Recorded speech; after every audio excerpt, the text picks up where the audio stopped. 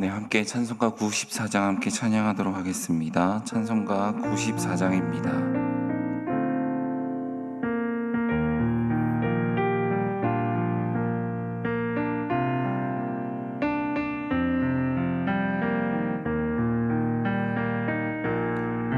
주 예수보다 더 귀한 것은 없네.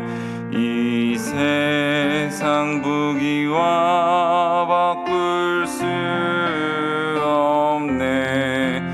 영 죽은 내 대신 돌아가신 그 놀라운 사랑 잊지 못해. 세상 즐거움 다 버리고 세상 자랑 다 버렸네. 주 예수보다 더 귀한 것은 없네. 예수밖에는 없네. 주 예수보다 더 귀한 것은 없네. 이 세상 명예와 바꿀 수 없네. 이전에 즐기던 세상 일도 주 사랑하는 마음 뺏지 못해. 세상 즐거움 다 버리고 세상 자랑 다 버렸네. 주 예수보다 더 귀한 것은 없네. 예수밖에는 없네. 주 예수보다 더 귀한 것은 없네. 이 세상 행복과 바꿀 수 없네. 유혹과 핍박이 몰려와도 주 섬기는 내 마음 변치 않아. 세상 즐거움 다 버리고 세상 자랑 다 버렸네. 주 예수보다 더 귀한 것은 없네. 예수밖에는 없네. 아멘. 함께 하나님 말씀 살펴보겠습니다. 요한복음 11장 38절부터 44절까지 말씀입니다. 요한복음 11장 38절부터 44절까지 말씀을 우리 한 절씩 교독하고 44절은 함께 읽도록 하겠습니다. 38절입니다. 이에 예수께서 다시 속으로 비통히 여기시며 무덤에 가시니 무덤이 구리라 돌로 막았거늘 예수께서 이르시되 돌을 옮겨 놓으라 하시니 그 죽은 자의 누이 마르다가 이르되 주여 죽은 자가 나흘이 되었음에 벌써 냄새가 나나이다. 예수께서 이르시되 내 말이 내가 믿으면 하나님의 영광을 보리라 하지 아니하였느냐 하시니 돌을 옮겨 놓으니 예수께서 눈을 들어 우러러 보시고 이르시되 아버지여 내 말을 들으신 것을 감사하나이다. 항상 내 말을 들으시는 줄을 내가 알았나이다. 그러나 이 말씀 하옵는 것은 둘러선 무리를 위함이니 곧 아버지께서 나를 보내신 것을 그들로 믿게 하려 함이니이다. 이 말씀을 하시고 큰 소리로 나사로야 나오라 부르시니 죽은 자가 수족을 배로 동인 채로 나오는데 그 얼굴은 수건에 쌓였더라. 예수께서 이르시되 풀어놓아 다니게 하라 하시니라. 아멘. 오늘 본문의 말씀을 통해서 예수님의 요구는 우리의 믿음입니다 라는 제목으로 함께 은혜를 나누도록 하겠습니다. 우리는 계속해서 이 새벽에 이 마르다와 마리아 그리고 이 나사로 이 삼남매의 이야기를 함께 살펴보고 있습니다. 특별히 예수님께서 사랑하시는 이 나사로가 죽음에 처하게 되었습니다. 그리고 이 마르다와 마리아와 계속 예수님이 이야기한 후에 오늘 본문이 이어지고 있는데 나사로는 이미 죽었고 죽은 후에 사흘이 지났습니다. 그리고 이 나흘이 지난 후에 무덤 안에 있는 상황에 있는 가운데 예수님의 말씀이 오늘 시작되고 있습니다. 38절을 한번 보십시오. 이 예수께서 다시 속으로 비통히 여기셨다. 이 비통히 여기시면서 무덤으로 갔다라고 표현합니다. 이 비통히 여겼다라고 하는 이 의미는 어떤 의미냐면 매우 화가 났다라는 겁니다. 화가 나서 질책하시고 그리고 이 심각하게 이 사람들과 특별히 마르다, 예수님이 특별히 사랑하시는 이 마르다를 향해서 매우 속상하게 여기시며 화를 내는 장면입니다. 쉽게 번역한 성경은 이렇게 표현하는데 예수께서 다시 화가 치밀어 무덤으로 가셨다라고 번역을 하고 있습니다. 예수님께서 왜 화가 나셨을까요? 분명 이 35절에서 보면 예수님께서 눈물을 흘리십니다. 왜 눈물을 흘리십니까? 나사로가 죽었기 때문에, 사랑하는 자가 죽었기 때문에 매우 슬퍼서 눈물을 흘립니다. 슬픈 감정에 있었던 그 예수님이 이제는 오늘 본문에 와서 분노를 일으킵니다. 왜 분노를 일으킬까요? 성경에는 예수님이 분노하시는 장면이 여럿 있습니다. 요한복음 2장에 보면 성전 안에 있는 사람들을 향해서 분노하시고, 마가복음 10장에 보면 그 어린 아이를 데리고 온 사람들을 향해서 제자들이 꾸짖자 그 꾸짖는 제자들을 보고 예수님이 분노합니다. 이 분노하는 장면이 오늘도 동일하게 일어나는데 매우 똑같은 주제와 공통점이 있다는 겁니다. 그것은 바로 이 믿음입니다. 요한복음 2장에 보면 성전에 장사하는 자들이 믿음 없이 행동하는 불신앙적인 모습을 보면서 예수님은 분노합니다. 또한 어린아이를 데리고 온 사람들을 향해서 꾸짖는 제자들이 믿음의 길을 걸어가지 못하도록 막는 모습에 예수님은 분노하죠. 그리고 오늘 본문도 마찬가지입니다. 예수님이 분명히 믿음으로 살아갈 것을 이야기하고 마르다에게도 분명히 이야기했음에도 불구하고 여전히 예수님이 살아계신 하나님의 아들이고 또 부활이고 생명이라는 것을 믿지 못하자 분노하며 비통히 여기며 무덤으로 가고 있는 겁니다. 우리는 앞서 이 25절부터 27절까지의 말씀을 통해서 마르다와 예수님의 이 대화의 내용을 살펴보았습니다. 25절, 27절에 보면 무엇이라고 기록합니까? 예수님은 마르다에게 물어보았습니다. 나는 부활이고 생명이다. 나를 믿으면 영원히 살겠다. 그래서 제일 마지막에 마르다에게 질문하죠. 네가 그것을 믿느냐라는 겁니다. 그래서 39절, 29절에 27절에는 이렇게 이야기합니다. 내가 그것을 믿습니다. 마르다는 분명히 믿습니다라고 고백합니다. 그런데 39절의 모습을 보십시오. 예수께서 이르시되 돌을 옮겨 놓으라 하시니 그 죽은 자의 누이 마르다가 이르되 주여 죽은 지가 나흘이 되었음에 벌써 냄새가 나나이다 라고 기록을 하고 있습니다. 이 기록은 무엇입니까? 분명히 27절에서는 믿는다라고 고백했던 이 마르다에게 믿음 없이 고백하는 모습이 나타나고 있다라는 겁니다. 예수님은 분명 믿음을 요구하고 있었습니다. 마르다에게 오라비가 죽었지만, 나사로가 죽었지만 분명히 이 일은 하나님의 영광의 일이고 이 일은 내가 생명이요 부활임을 드러내는 일이다. 그것을 너는 믿느냐라고 질문했을 때 믿습니다라고 고백했던 이 마르다가 이제는 믿음보다는 예수님 나흘이 지났습니다. 일반적으로 생각해 보면 도저히 있을 수 없는 일입니다. 어떻게 살아갈 수 있습니까? 보십시오. 저 닫힌 무덤 속에서 냄새가 나지 않습니까? 라고 이야기하고 있는 겁니다. 왜 이렇게 믿음이 이전에는 있었는데 시간이 지나고 약해진 것이겠습니까? 머리로는 믿는데 현실 앞에서는 계산하는 믿음이었기 때문에 그렇습니다.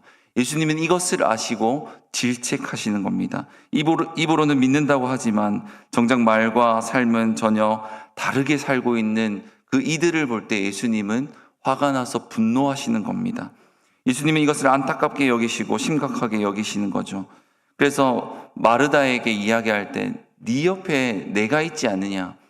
예수님은 마르다의 시선이 그 무덤 속에 있는 나흘이 지난 상황, 또 그 속에서 나오는 냄새에 집중하는 것이 아니라 옆에 있는 예수님께 시선을 향하기를 바랬을 것입니다.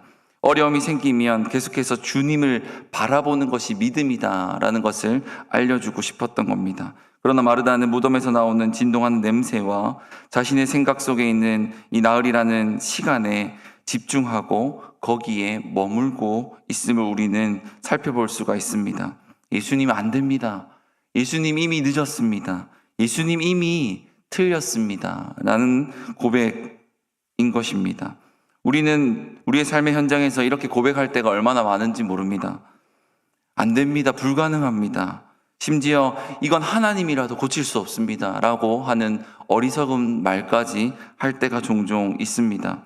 경험에서 나오는 이 두려움과 어차피 해봤자 되지 않는 것, 패배감과 부정적인 생각이 나를 지배할 때가 있다는 겁니다. 그럴 때 우리에게 필요한 것이 무엇입니까? 바로 이 믿음입니다.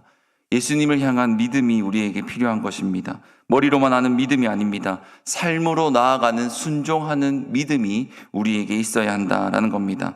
행함이 있는 믿음이 우리에게 필요한데 야고보 사도도 동일하게 표현합니다. 야고보서 2장 17절의 말씀을 통해서 행함이 없는 믿음은 죽은 믿음이니라.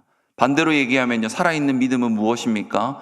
삶에서 행하는 믿음입니다. 우리의 삶의 현장에서, 가정에서, 교회에서, 일터에서, 이웃들과 만나는 그 현장에서 하나님의 말씀을 듣고 순종하는 믿음이 참된 살아있는 믿음이다라는 것입니다.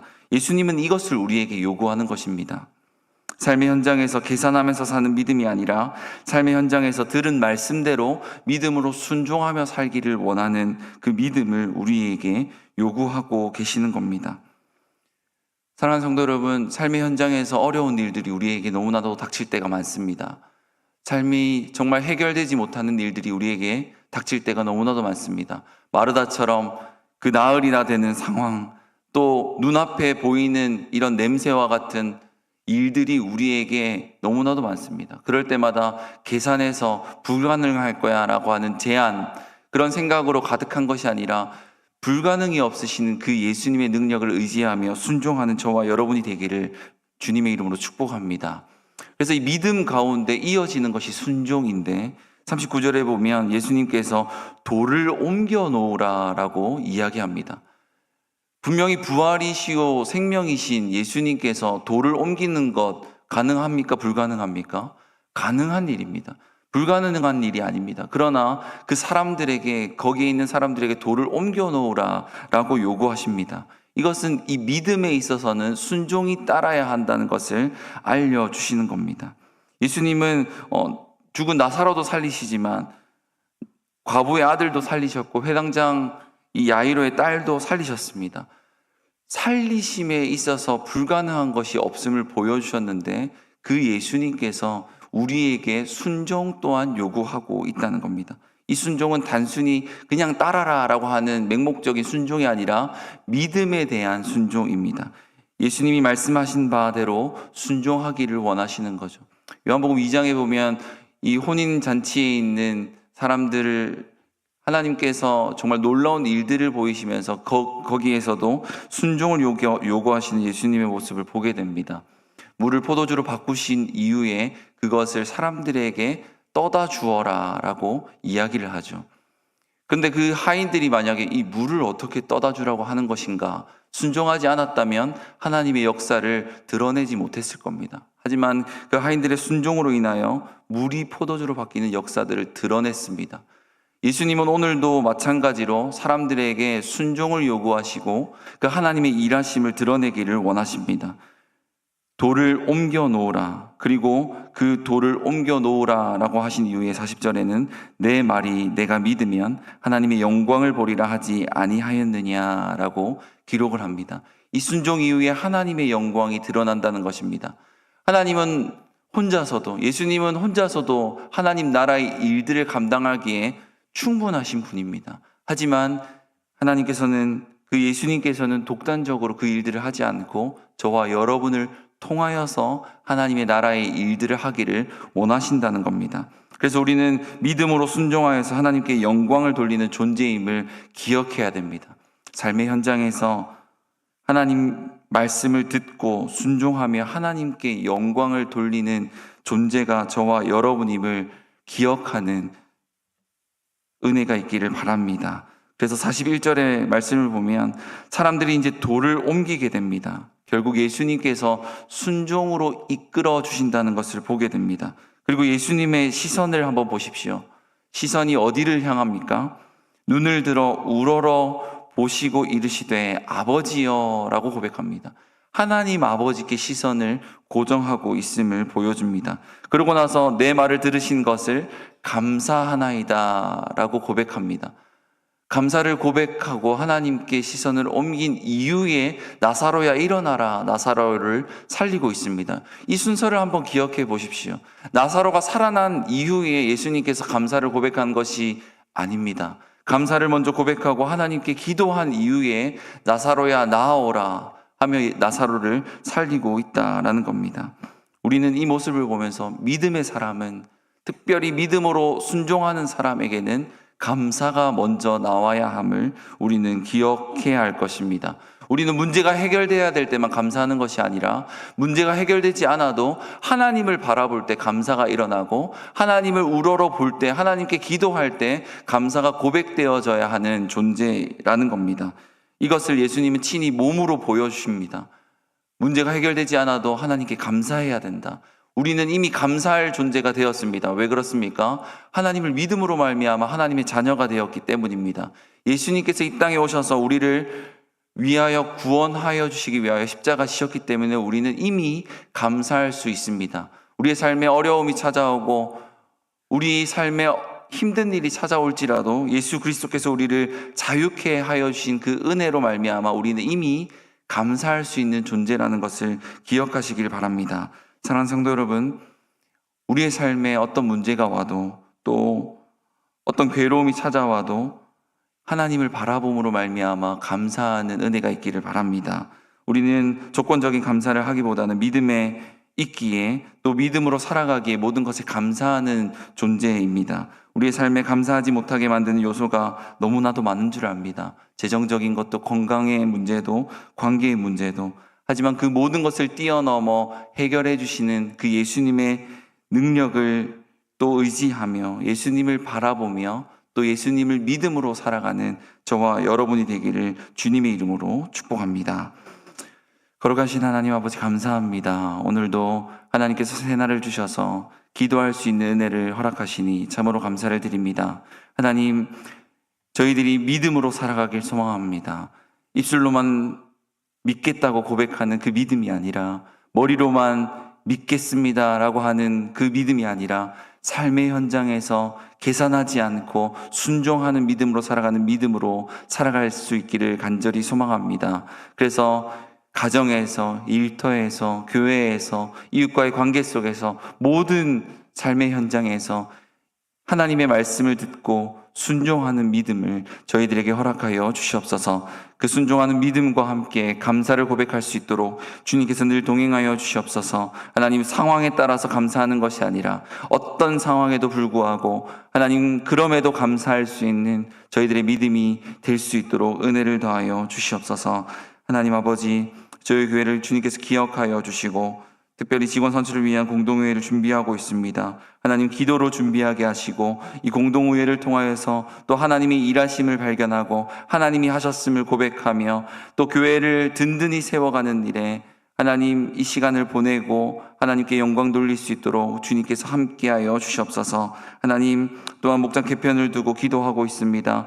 이 소그룹 모임들을 통하여서 목장 모임들을 통하여서 다시금 교회가 든든히 세워질 수 있도록 하나님 은혜 주시고 지혜 주시고 또 하나님을 더욱더 사랑하는 그런 시간들이 될 수 있도록 주님께서 함께하여 주시옵소서.